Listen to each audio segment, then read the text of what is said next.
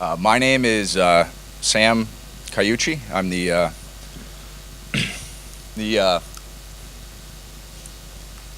CEO, founder of 1HUDDLE. We're do games for employee training. And before I start, I want to just ask a few questions. But I got one that I want to start with, and it's how much longer can you stand me talking like that? Did I get anybody? Anybody have a negative thought in their head? The same thing goes for a customer when they go through a bad sales pitch from a sales rep that's not prepared. I'm Sam Caucci. We're going to keep this a little loose today. We're talking about gamification. How to use a tool like gamification that's become a buzzword to not just make training more interactive and more impactful, but something that's more effective. Because today we live in a different time with a different workforce. 1HUDDLE is background. We work with companies across the globe. Our roots were started in sports. So some of the brands that we worked with, from the San Francisco 49ers to Madison Square Garden, and now start to expand our training programs to companies like Lowe's Hotels and even cities that are trying to tackle things like how do we get employees and residents upskilled for work today. Work is different, and the workforce is changing faster than ever. By 2020, 50% of the global workforce will be a millennial. And when we talk to companies, whether it's sports or not, companies and CEOs say they face three major challenges when it comes to their labor force. First, how do we onboard employees faster today, from day one? Number two, how do we upskill them over time? Everybody here has probably had a sales rep or two, or a customer service rep or two that gets to a point in their career where they know everything. How do we continue to develop those folks over time? And number three, how do we keep employees consistently engaged at work at a time when we know we have different generational issues? 5 different generations of workers are at work for the first time ever. And with this in mind, that challenge of engagement is a big problem today. Nearly a third of an employee's working time today, whether it's sales or not, are spent doing things other than work while at work. And when we look even closer, the real challenge around engagement is the fact that we're challenged by understanding how much time are employees spending doing the things that are most important. And 73% of CEOs today say that their number one challenge is employees being ready on day one when they show up. And we're starting at the beginning here with some of the points we're trying to make. Just when if you're tired of that term millennial, which Al, how often do you hear millennial? Tired of it, right? It's become a bad word. Well, get ready, because now you have Generation Z. 1 in 3 workers by 2025 will be Gen Z, and they are a totally different group. Mobile first and mobile only is something that defines them. And with that in mind, this is a group that's having less sex, taking on less risk, and they're having less interactions, which if you're thinking that from the point of view of how do we get a labor force ready to talk to customers. We just got done with a great session from Sean and Brendan that talked about fans who are on their mobile devices, talking about fans who engage with content differently. Your workforce does as well. We have to figure out how do we bring training to the devices that they're great at. But we also have to understand what is different about this group. And my background was I was a strength coach when I first started. And one of the things we always used to talk about is that experiences form habits. And we have a generation of workers today that unfortunately is just having different experiences, which impacts the way that you coach, which should impact the way that you lead, and it most definitely should impact the way that you manage, because it will impact your outcomes. So with all this in mind, the crazy thing is when we're deploying training, we're not even totally sure what's working. 91% of all training dollars today are spent on either live stand and deliver training or clunky and outdated learning management systems. And with that in mind, we're not totally sure what is effective. We joke in the States, or at least I joke, some people laugh, some people don't, that we still train people like it's the Reagan administration. So it's 2018, we're still training people with tools from the 1980s.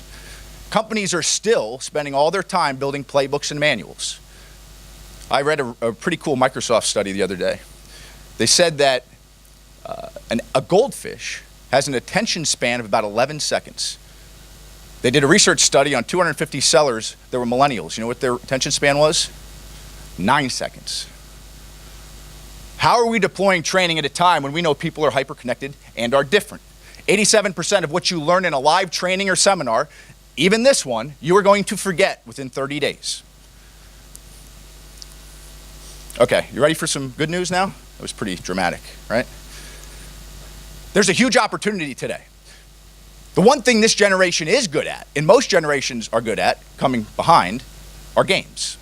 From Pac-Man to competing with their friends and coworkers on platforms like Madden or FIFA or an EA Sports platform to chasing Pokemon in traffic. We have a generation of workers that have played over 10,000 hours on some type of game platform before they hit 21. And for all the sports people in the room, 10,000 hours to me sounds like something that sounds like a skill. Something that we could lean into, something that we can engage with. 9 in 10 workers today say that they're competitive.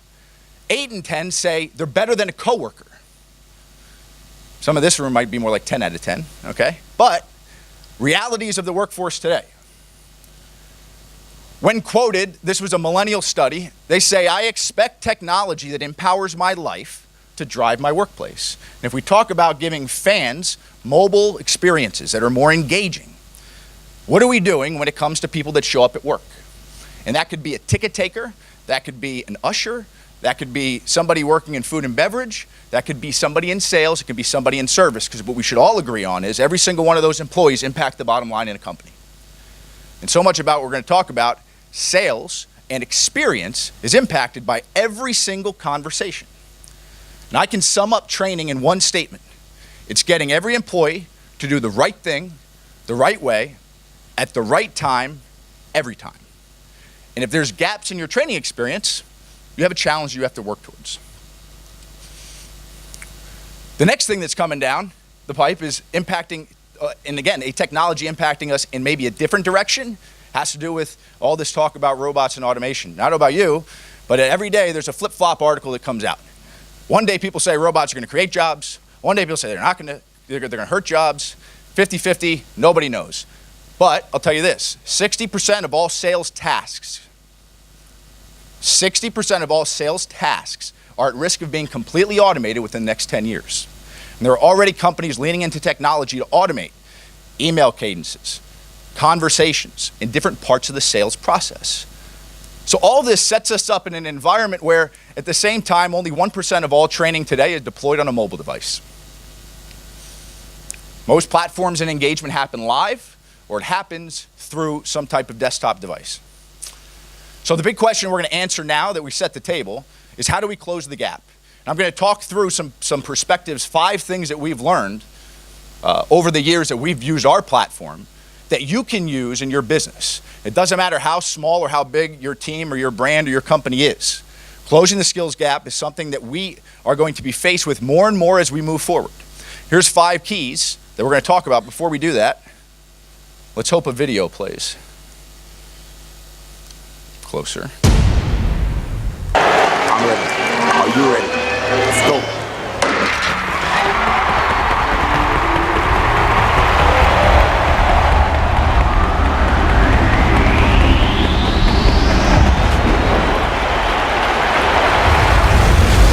To me, good reaction is key because I'm a kind of a poor starter. Set.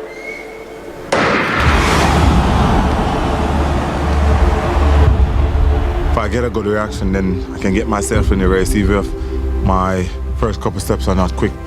From start to 30 minutes, that's my drive phase. Keep your body forward, keep your head down, and let's keep driving. After I start coming on my drive phase, that's when get tall. It's all about getting tall, straight, knees up, shoulders down. That's when you start to get the top speed. 50 meters is when I check. I just glance left, glance right to make sure where I'm positioned in the race. I may start listening to the crowd, listening to the cheers. 60 meters, that's when I become a beast, really. That's when I start to dominate a race. Majority of the time I can tell from probably 60, 70 meters if I'm going to win the race, because the last 40 meters of my race is a stronger part of my race. Last 10, 15 meters of a race, I start checking again. Check to the right, check to the left. Can I stop running? 10 meters, that's when I determine if I've won. Because last 10 meters, you're not gonna catch me.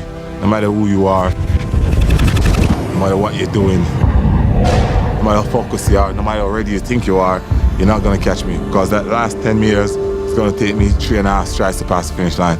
And this is where the glory begins. It's when you pass the finish line, I do what I want. Celebrate to the world, do crazy stuff. But that's when the crowd love me, because I put my flavor to it. I make them love and enjoy me.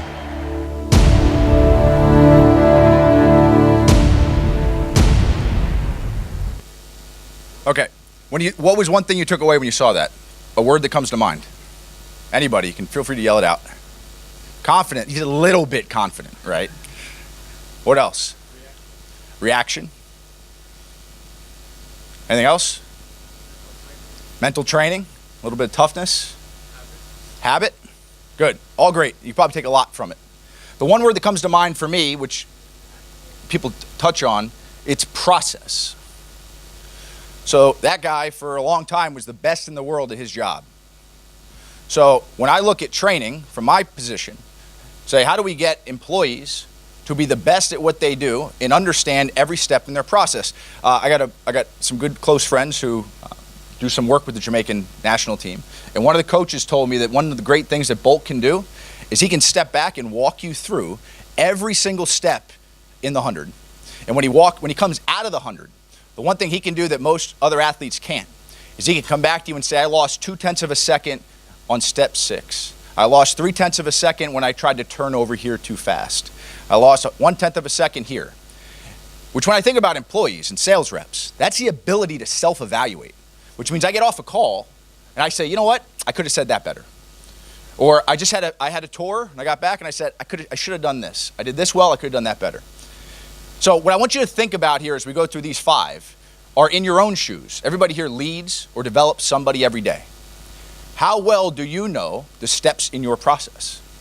Because that to me is the goal or the outcome that we're trying to pursue. There are 5 things. As we move forward here. Okay. Look really fast up here, right? This close? Okay, so here are the 5 things that I want you to think about as you go through this. I want you to think about your current training process. I want you to think about your currently developing employees. And what I want you to think about are some of these realities, things that you're doing. Are these, and you know what? You're not going to do all 5 right away, but you're going to take one of them, take it back, and try to chip away at it.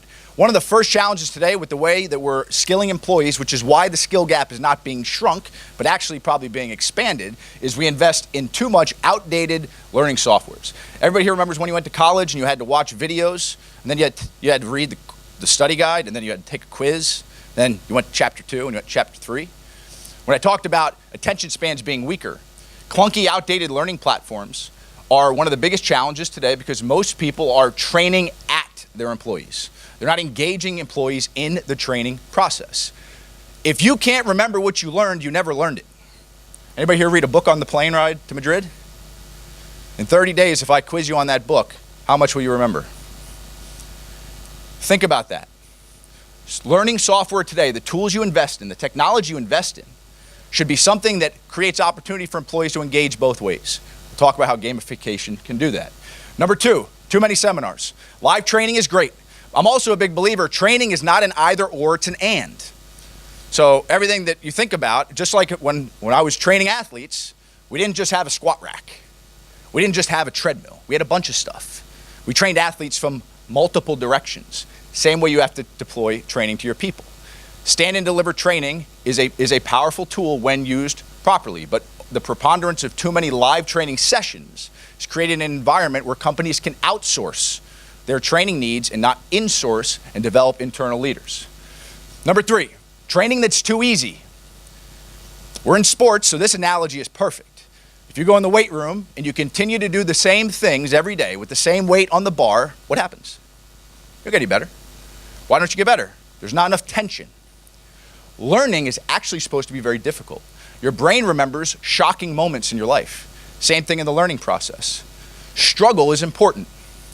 An example I use is nobody here wants to get in a plane with a fighter pilot that just read the manual, do you?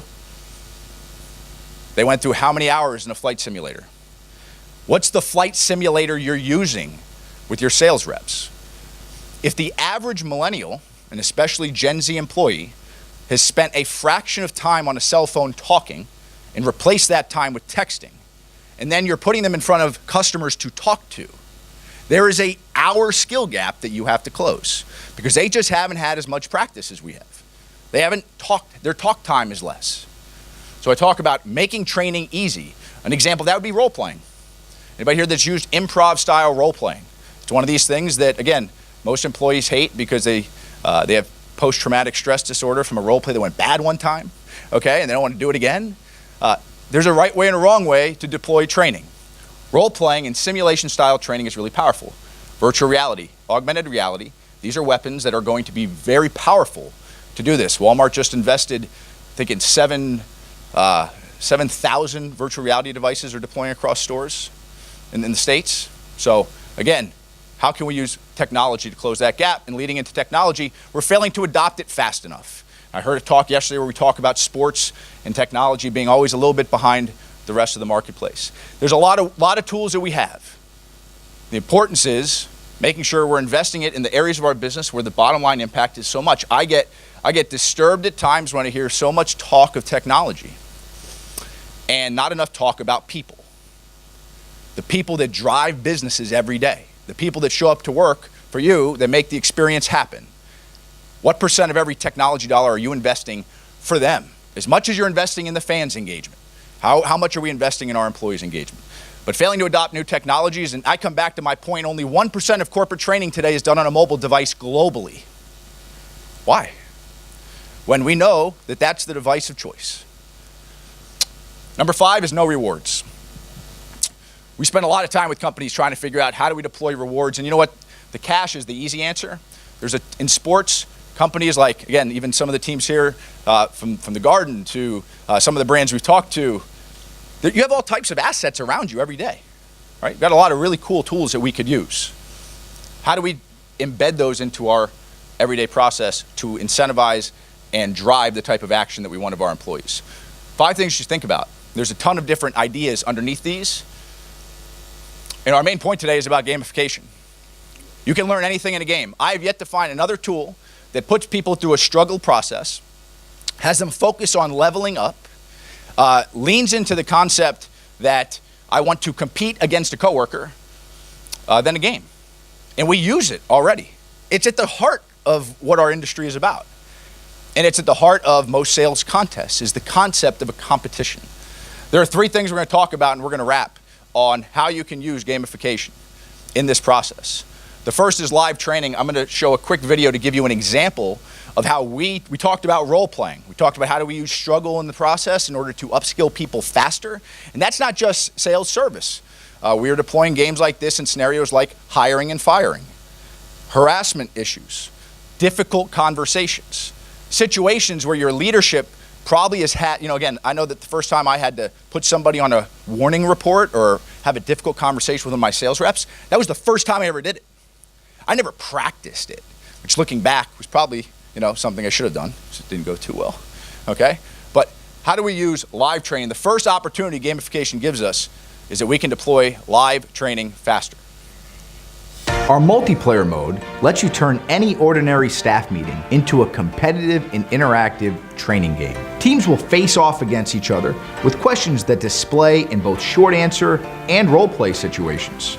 Employees love the multiplayer mode. The 1HUDDLE multiplayer game is craziness, but in a good way. It's productive in a fast-paced environment. It lets you kind of get into the scenario of a sale. It feels very fluid and very relaxed. Fun and engaging. Play it and learn. Managers are empowered to coach and deliver feedback and award points. It was great. It was real, it was authentic, it was lively. 1HUDDLE is a fun and practical way to apply everything that we've learned. Imagine if we make a live training not just fun, but competitive using our multiplayer game. The market is definitely going towards gaming. Everything is a game now. Like if you challenged me right now to play something, even though I got other stuff to do, we'd play right now. So again, we all agree that the challenge, if everybody is in agreement with me, that we have a generation of workers that just don't have enough experiences in order to do things at the level you expect of them every day. So we have to find opportunities to leverage technology to upskill employees in these little moments that they might have. What we've done, we turn a live role play workshop into a 15-minute high-speed role-playing game. And while we do it with our technology, we actually started this platform with just index cards, which I found out wasn't really efficient because I had to always go and print new index cards, and that was a nightmare. But the mechanic of a game doesn't need necessarily technology. So in this game that you just saw, we pin employees up against each other in a head-to-head battle. So one person plays customer, one person plays seller, and we put a scenario on the board, and it says, you're on the phone with the customer and they tell you it costs too much. Pick up the conversation. And that improv role play scenario only goes maybe a minute to 2 minutes. So back to the Usain Bolt example. We took the race and chopped it up into 100 steps. We said we're going to train every step piece by piece by piece, and eventually we're going to spin it all together. Now, how are we leveraging the concept or a gaming mechanic, which gamification is just taking mechanics and using it towards an outcome. An outcome for us is a game should make you better at your job. If you're in sales, it should help you sell more. If you're in service, you should be delivering more 5-star experiences, less 1-star experiences. So the key to doing that, using live training, we use things like points, where we award a winner. We use things like trophies, where if you get enough points, you unlock different outcomes. And I don't have to go any further, you get the idea. We use things like leaderboards. Sound like stuff you're already doing with your fans? Same type of mechanics. Number 2, testing. We said struggle is not just, I would go one step further. Struggle is not just important, I would say it's biologically required to the learning process. It's critical. Without it, things don't stick. And I always say if an employee could remember everything I said to him, the first time I said it to him, I never had to repeat it, my life would be easier. So instead of me saying it all the time, one of the things we do is we turn, think of like the tests and quizzes and assessments we all had to do for a job. How do they make you feel? In the States, an average millennial college graduate will still be paying down college loan debt. The average is 21% of Americans will still be paying down college loan debt when they're 60. Pretty crazy, right? So we always say the last thing an employee wants to do when they get their first job out of college is see a test, not something we want to do. So what we've done is we've spun it into a game. So we take product knowledge questions. That's a Madison Square Garden question. Brendan's supposed to get that right every time. But again, we'll take product knowledge. We break training into 3 buckets: the brand, the product, and skills. So brand games are things like, who's the owner of Madison Square Garden? Might be a question like, identify this player. Product questions. Everybody here in the room probably has a lot of information your employees need to know about pricing, about features and benefits. All of that information can be gamified. Again, things that you can do. The third part is skills. Handling an objection, talking to a customer, greeting a guest. Or maybe when you bring in that outside sales trainer or service trainer, turning the workshop into a game. One of my employees, Roger's here floating around, and actually as he's jumping in sessions, he's taking questions down in his notes. What do you think we're going to do with some of the best takeaways from the World Football Summit? I'm going to turn it into a game for my employees, so everybody can play it. And Roger can remember it wherever he is. Number 3, last part before we wrap, is competition. One of the most powerful mechanics in gaming is leveraging competition. So we leverage rewards on top of gameplay, something you can do as well. What are the rewards? And again, it starts with you budgeting what kind of recognition do we have in our arsenal, and then creating a theme around it. We'll have companies and teams that will do March Madness. Like we have NCAA March Madness in the States. We'll turn that into the same type of theme. We'll create team competitions where there are winners and there are losers. And you know what? In the workforce, just like in sports, we have to learn how to lose. So we'll get a lot of pushback at times from groups that say, you know what? How does that leaderboard make Donna feel down here? Well, you know what? If she's on my sales team, I hope it makes her want to work harder. But how do I use competition to create community? And one of the cool things that this does, and there are a lot of other technologies out there doing different things around the sales process. Some people might be familiar with Hoopla or Hurrah that are leaderboard type platforms. What we're trying to do is motivate an action. And if I get Donna to want to compete a little bit, that means her earning more points in the game. If she earns more points in the game, then she knows what? more information about her job. She could do a better job at it, okay? I want to thank you for your time, and I'm going to move to wrap. I want to leave with one thought, and I'm happy to answer any questions after. The people in this room are part of an industry that I believe, I've never found another product, another concept that's been able to bring people together in a way that they can learn life skills, characteristics, habits that they can take into their day-to-day. And if we can upskill employees better, we can get them to do their job more effectively. We're not just creating a better employee, we're creating better fathers, better mothers, better husbands, better wives.